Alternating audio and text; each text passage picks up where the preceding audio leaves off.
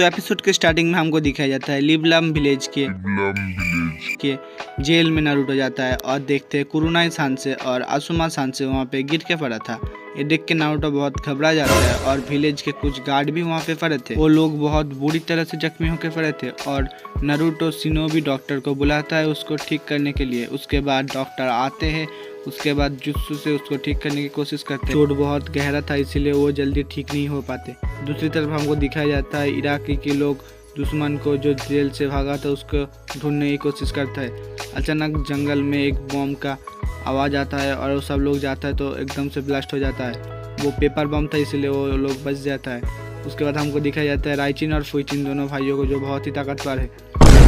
वो फुजुकी से मिला हुआ था, फुजुकी से उसको खाने के लालच में ये सब करवा रहा था। दूसरी तरफ हमको दिखाया जाता है लेडी सुनाडे लॉर्ड ओरोचिमारू की कुछ पुरानी फाइल चेक कर रहा होता है और सोचता है अच्छा लॉर्ड ओरोचिमारू ये सब करवा रहा है। उसके बाद डॉक्टर आता है और कहते हैं तुम उससे बात कर सकते हो। उसके बाद लेडी सुनाडे कुरुनाई सांसे से पूछताछ करने के बाद अपने नारुतो भैया को बुलाता है और उसको बताता है इस खास मिशन के बारे में जो उसको फुसुकी को पकड़ना है और इराकी की मदद करना है। उसके बाद नारुतो कहता है ये तो बहुत आसान मिशन होगा। लेडी सुनाडे कहते हैं आसान नहीं होगा, वो लोग बहुत ही खूंखार लोग हैं। उसके बाद टॉनटन नारुतो के साथ जाता है और दूसरी तरफ हमको दिखता है फुजुकी अपनी शिनोबी लोगों को बहुत बुरी तरह से पीट रहा था। उसके बाद नारुतो वहाँ पे चला जाता है और आवाज़ देता है इराके को। तरफ हमको मिजुकी को दिखाया जाता है जो जेल के कपड़े उतार के अपने घर से नए कपड़े पहनने लगता है। उसके बाद इराके लेडी सुनाडे के पास जाता है और कहते हैं वो तीनों कैदी जेल से भाग गया और अभी पकड़ नहीं पाता। उसके बाद लेडी सुनाडे उसको एक बोलने वाला डॉगी देता है निंजा जुत्सु से जो उसका गंध सूंघ के उसको पता लगा सकता है। उसके बाद जंगल में हमको मिजुकी को दिखाया जाता है जो नारुतो के ऊपर पेड़ से ऊपर से नज़र रख रहा होता है और वो इराके को टारगेट बना लेता होता है और बहुत ज़ोर ज़ोर से हंसने लगता है और नारुतो सोचता है ये जंगल में कौन हंस रहा है बे। उसके बाद इराके कहता है ये ज़रूर मिजुकी होगा। उसके बाद नारुतो कहता है कि सामने आ जाए धूल से उड़ा देंगे।